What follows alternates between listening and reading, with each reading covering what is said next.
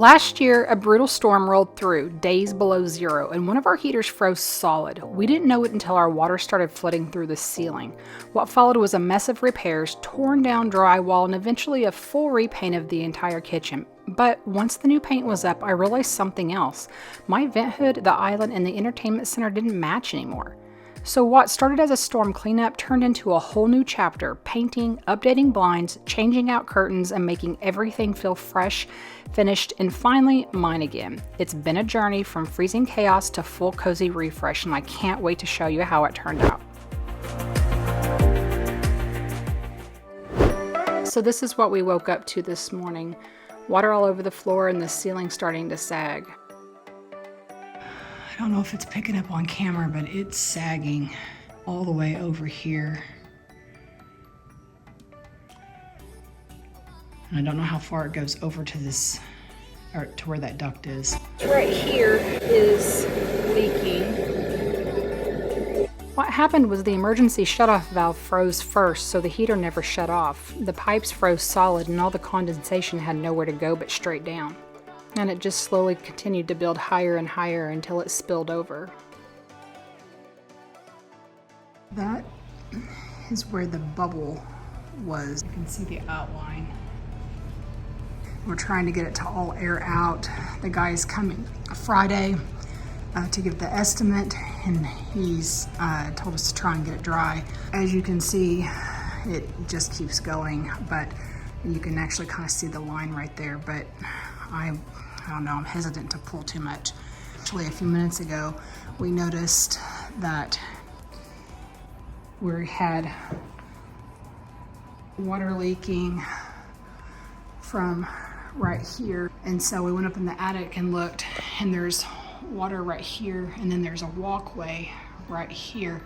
And just on the opposite side of the walkway, all of this is soaked, which makes sense because you can see it just follows the line right across. Right over here is the unit, and I'm not sure if there's anything on that side on the ground. Obviously, we know that all of this right and through here is completely sopping wet because you can see it above as well as here. Before anything else, I had to pick the perfect paint color.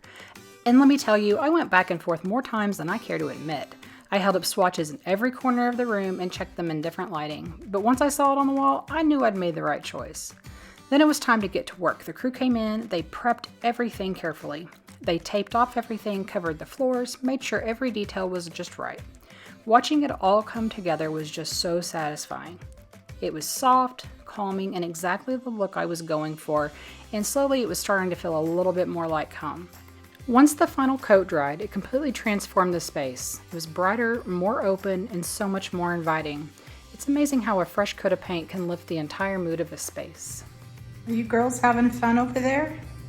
What's going on in the house, huh? What's going on in the house? Everything's covered in plastic, I know.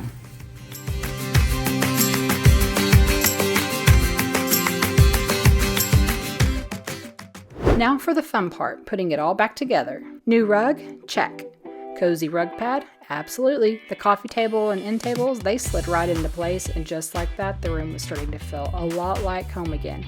Fresh, functional, and just what the room needed to feel complete.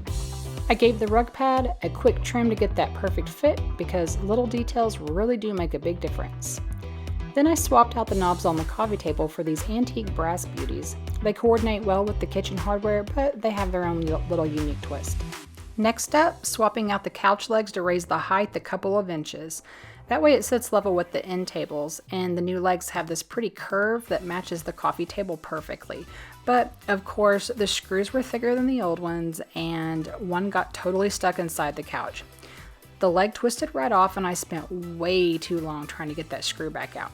By the time I finally did, my hand was on fire, so I just flopped over the edge of the couch for a second, totally defeated, and yes, I had to show you my hand was red. Thankfully, the rest went on pretty smooth, and it was definitely not as much of a struggle.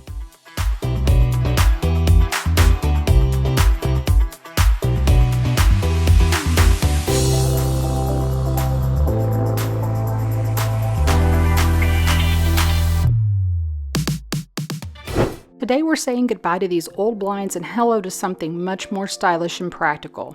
A huge thank you to Allesin for sponsoring this video and sending over their day and night cellular shades. They are a total game changer for this space.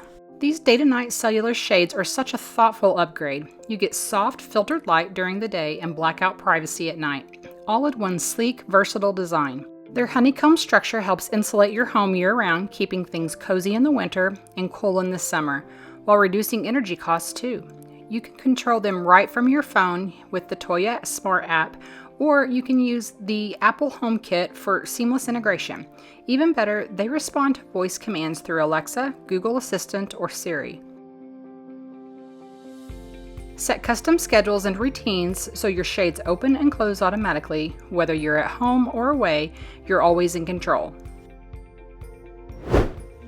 Now let me show you how easy these were to install and how they transformed the space. The shades came with everything I needed and went up surprisingly fast. The design is so clean and modern, and the dual fabric layers glide effortlessly when adjusting the light.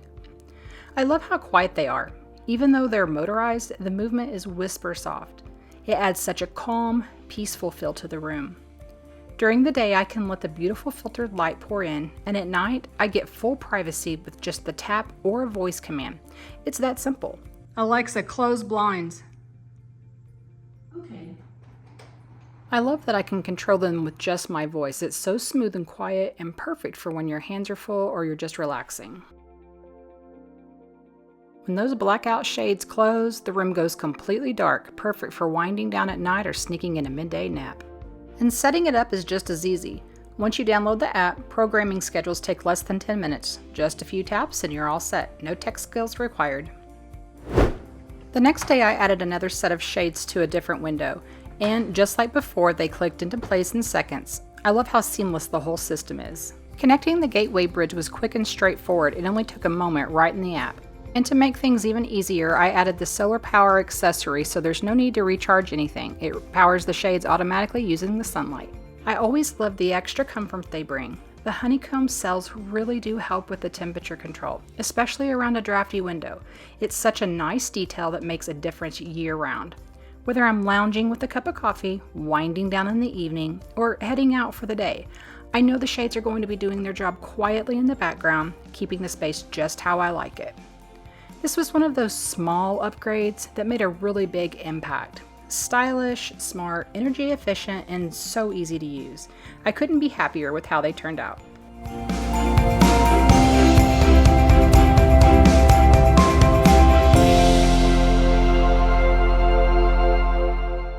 I just want to say a big thank you to Allesin Living for sponsoring today's video, and I'll post a link down below. Be sure to go check them out. Once the room came together, I stepped back to take it all in, and that's when I noticed it. The vent hood, the island, even the entertainment center, they all suddenly looked very yellow. So yep, we're painting again. So I made a quick trip to Ace to figure out a new color plan. I knew I wanted something deeper, something that would contrast the walls a bit more. I looked at a classic black, then a few grays, and landed on this one that had the softest green undertone. It just felt right. Millstone Gray by Benjamin Moore. It's subtle, a little moody, and still warm enough to keep everything feeling cozy.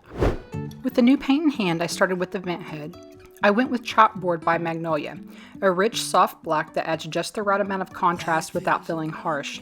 There's something really calming about painting, especially when you know it's going to change the whole feel of the room. Every stroke just made it feel a little bit more intentional and a little bit more polished, and that deep tone next to those fresh walls. Instant drama in the best possible way. I really wanna know if I will ever figure out where the road goes. Even if I'm falling down, I will keep on searching for my highs. You can say I lost my mind, I will keep on holding my head. After tackling the vent hood, the entertainment center was next in line for a little makeover, but before I could begin to paint anything, I had to clean off every piece of hardware, and let me tell you, they needed it. Then I sprayed everything down in a warm brass finish to mimic the antique hardware I bought for the kitchen. I found these on Amazon for a great price. Then I began to add rub and buff to give them a little bit more of an antique feel so that they would blend right in. And while I lost the camera footage of them going in, thanks to a very rude SD card, I did snap a few pics of the final look, and I love how they turned out. With the hardware looking brand new, it was time to give the entertainment center its full glow up. I started by carefully taping off the glass doors so I could spray the crossbars in the same warm brass finish. It took a little patience, but the payoff was totally worth it. Those subtle touches really tie everything together.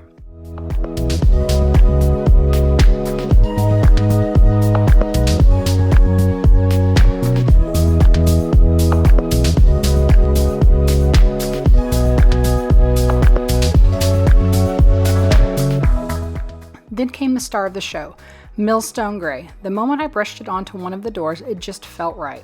Calm, classic, a perfect contrast against the brass.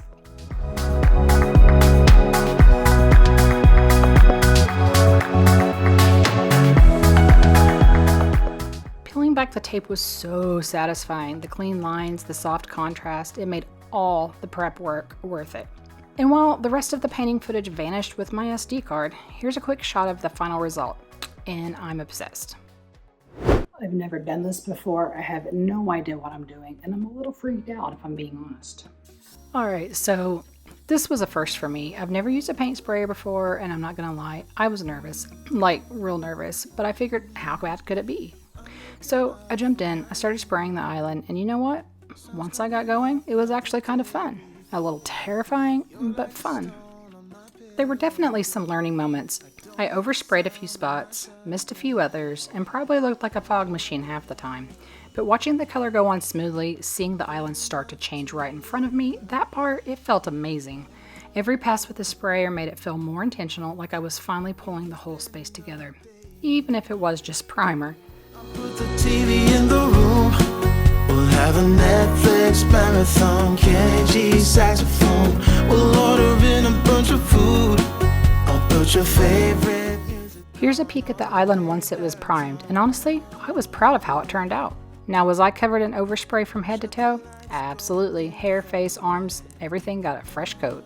I did go back and spot sand a few areas, but overall it looks great. This is my first time spraying. I've already learned a lot of lessons, but I will say the finish that a paint sprayer gives is amazing.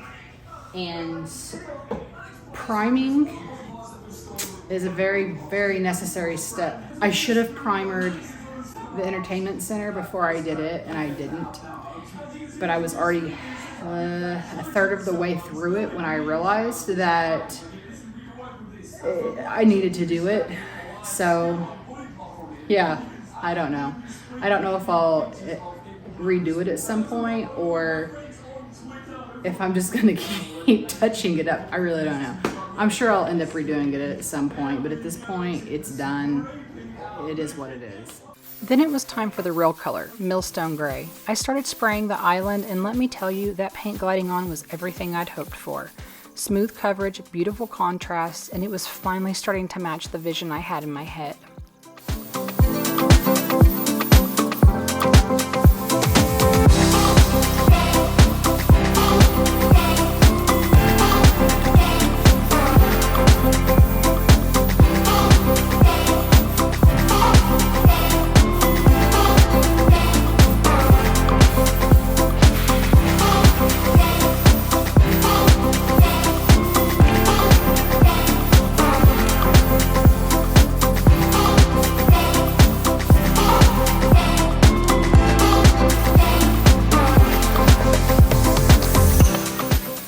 Even after the first coat, I could already see the difference. It looked so much more grounded. I gave it a light sanding to knock down any texture and prep for the next coat. And yes, I should have taken the doors off the first time, but hey, we live and learn. So I popped them off to make the second round a lot easier.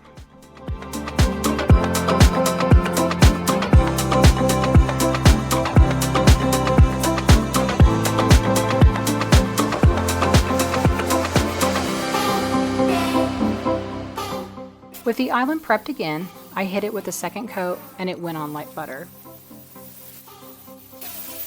I gave the doors a quick sand and wipe down to get them ready for their moment. Got everything laid out, gave myself a little pep talk, and dove in. The second coat on the doors was so satisfying. Smooth, even, no drips.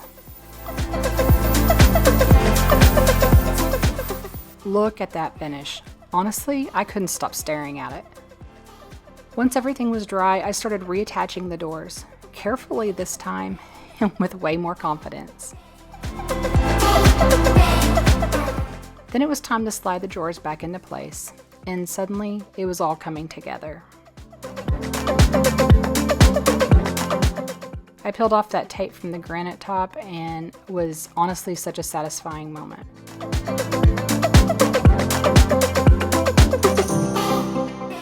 This island makeover was a journey, but it was worth it. I love how bold and finished it feels now.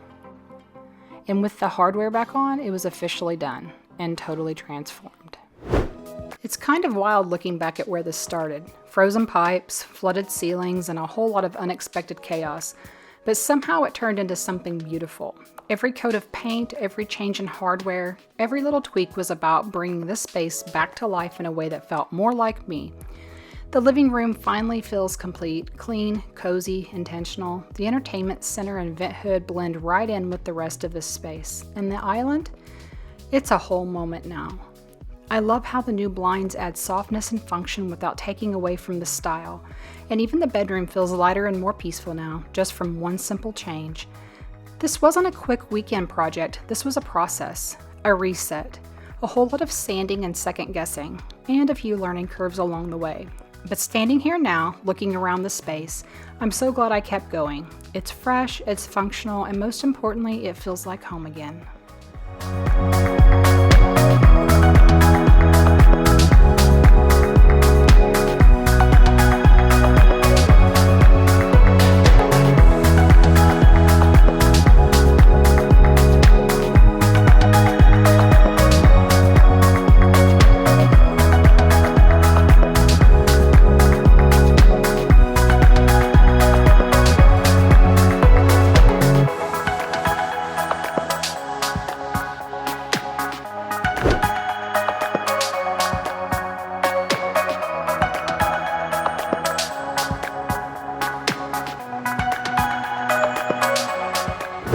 This is the end of phase one, but it's not over.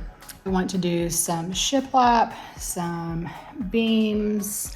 I still have this hallway right here that hasn't been painted. I still need to do the dining room. There's still areas that need to be caught up and brought up to speed with this area. So I also have a different type of flooring picked out. I would like to replace the tile in here and possibly do some stone accents maybe in the kitchen somewhere. I'm not exactly sure. We'll get there. I'm sure there's going to be a phase 2 and a phase 3. It's just a matter of when I will have the money saved up to do that. So we'll get there. Thanks for watching, guys. I hope you enjoyed today's video, and we'll see you next time. Bye.